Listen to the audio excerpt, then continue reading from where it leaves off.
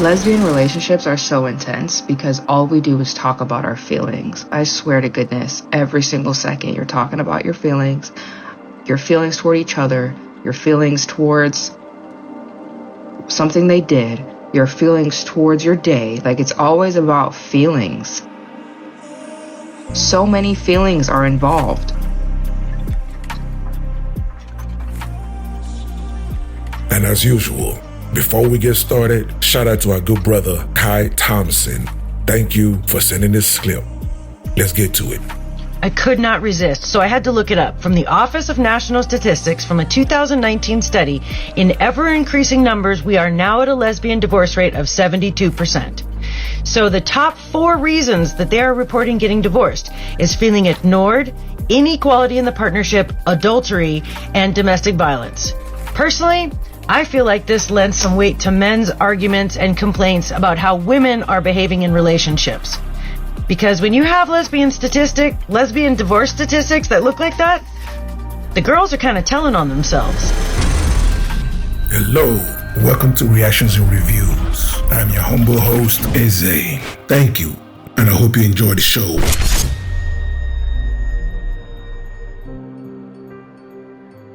So, data coming out of the United States and Europe shows that lesbian relationships have higher breakup rates than, let's say, more formal relationships. Live-ins, domestic partnerships, civil partnerships, and now same-sex marriage have higher breakup rates than heterosexuals have. The same way, there are problems with men. There are problems to themselves. Ain't that a bitch? You understand what I'm saying? Women complain how bad men are. But ladies and gentlemen, what are we seeing? Women are even worse to themselves. They are worse when they date themselves. And what does that mean? What is the common denominator in all this? Women. Because wherever you ladies go, there you are. This is the part that's going to be shocking to you. Look at what it's saying there. Feeling ignored in the marriage. Feeling ignored in the marriage. You know all that stuff that they say to men. You're not listening to me, and I don't feel that I'm being heard. Well, apparently y'all don't get heard around. I don't want to hear each other either. Apparently that's the case in what's going on. Feeling ignored. The stuff that they charge us up with. Look at all this stuff. Unequal relationship. The number 2. Unequal, and I don't even know if these are in order from bad to worse. Unequal relationship with one partner pulling the weight in the marriage. That's some of that, that stuff they say to us, I can do bad all by myself. Or I have to work and then I have to come home and still clean up and cook. So apparently, it's like they got studs on the couch. They got a stud on the couch and he's Even women don't like their own ways. Even women do not agree with them being so emotional. Even women don't like dating themselves based on their own characteristics, based on their own behavior, based on their own way of living, based on the ways they are in relationships. We're looking at it, ladies and gentlemen. We are seeing it together. But leave it up to women. Men are the problem. And as we can see with these clips that I'm playing, that is straight up bullshit. I'm sorry, I know that I'm bad at this anyway, yeah, but what the is up with lesbian dating at the moment? Like, why is it like the Hunger Games out here? Why are there more obstacles than none? Are you all aware that our dating pool is this big? We cannot afford to be as picky as we're being. I've had all of one interaction with a girl. She asked me my star sign. I told her, it doesn't bother me. And then she said, right, I'm just going to go do a compatibility check. Well, I should have known then, shouldn't I? I was setting myself up for failure. She comes back very quickly, tells me we aren't compatible, and the conversation is terminated. Right then, right there. That's it. Like, I'm sorry, I can't control when my parents decided to and I was born 9 months later. Like, also, I'm not even that into astrology, but I'm massively offended that a Capricorn wasn't good enough for her. Like, what's wrong with me? When women go out with a man that they do not know, they take a huge risk. Men are crazy, okay? Do you watch the news? Like 1 in 5 men are violent. He could unalive you, he could RAPE you, he could stalk you, he could harass you if he feels like it. Like, it is very dangerous, extremely dangerous. When you go out with a man, you have to share your location with your mom and your friend. You have to send a screen recording of his Hinge profile and the conversation that you guys had so that if you go missing, they have context. You have to text your friend every half an hour while you're with him to let her know that you haven't been beheaded. You have to take an Uber so that he doesn't know what kind of car you have, just in case he's crazy. And then when you get home, you have to text somebody to tell them that you made it home alive. If you made it this far, hit that like button and leave a comment to trigger YouTube's algorithm. I'm a new channel and I'm trying to grow. So hit that subscribe button and hit that bell to let you know every time I upload a new video. According to this lady right here, right? Whenever you go on a date with a man, that man is out to hurt you. That man is about to do this to you. That man is about to do that to you, right? And according to a lot of women in America, men are the only ones that are violent in relationships, right? Well, why don't we tackle the abuse, the physical abuse in women relationships? Lesbians, stop putting your hands on your girlfriend. Now, I don't know about y'all, but I've heard too many stories from friends about abuse in relationships. And it seems like this behavior over time has become normalized in girl-on-girl relationships, and we just cannot allow that to continue to happen. January 27, 2023, an article written by Melissa Kane Huckabee. And the article reads, 61% of bisexual women and 44% of lesbian women surveyed in 2013 reported some type of intimate partner violence, IPV, compared to 35% of straight women. Intimate partner violence includes emotional, verbal abuse, physical abuse, stalking, sexual assault, and more.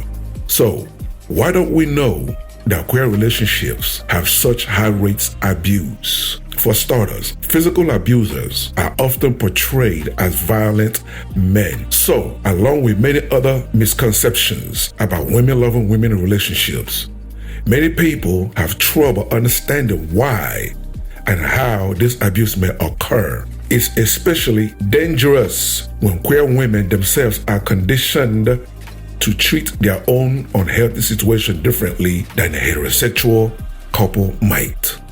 The reason why I read this paragraph is to show that most women in America, when you say abuse, the first thing that comes to their mind is men.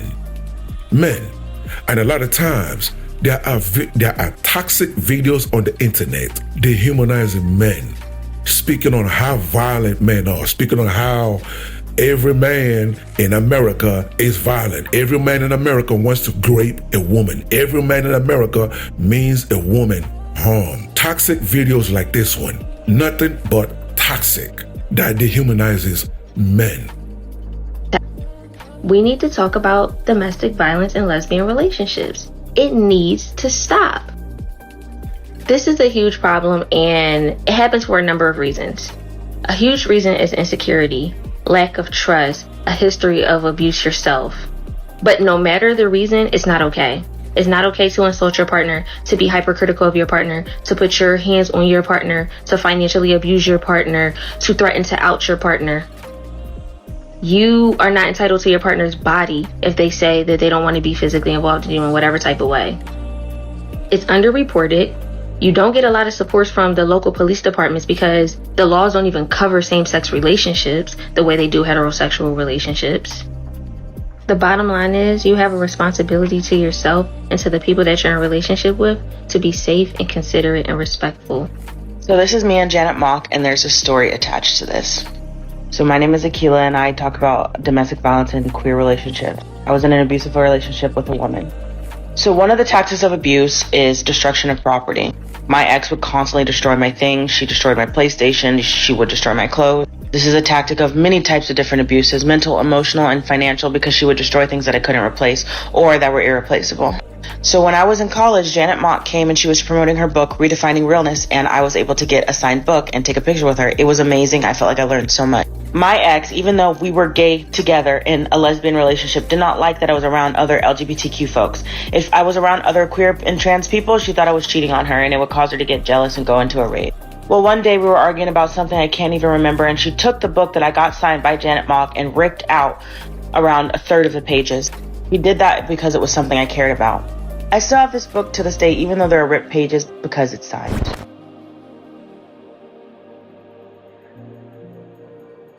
52-year-old Nichelle Thomas was by her 38-year-old ex-girlfriend, Letitia Bell. The two had been in a 20-year relationship. The couple had been broken up for 3 years when Bell stalked and shot her in the head at a corner store in Brooklyn. During the course of their relationship, there was 13 domestic violence reports. Letitia is currently in jail. So men are not the only ones that are violent in relationships. But I thought it was men. I thought men are evil. I thought men are the devil. I thought men just wants to grape, murder, kill, just straight up just destroy women. Any woman they come across, they want to destroy. I thought it was only men that was that way. Honestly, something that's not talked about enough in lesbian relationships is how much domestic violence goes on. Just because we are the same does not mean that you should put your hands on me in any way, shape, or form. Like, there's no reason why you should be putting your hands on someone at your grown age. Like, honestly, have some emotional intelligence and self-control. Like, we're old enough that if you're that angry, you should be able to leave the room. There's no reason why you should physically assault someone.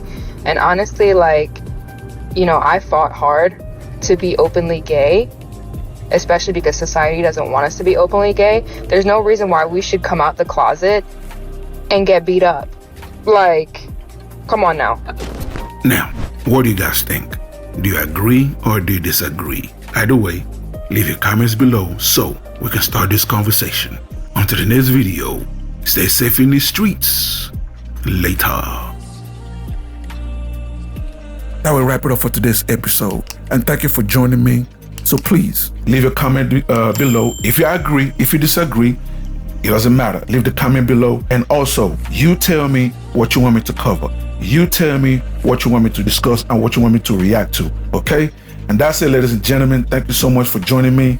And I'll see you on the next episode. Please don't forget to subscribe. Let's rebuild the Black nuclear family. It is needed. Okay? God bless.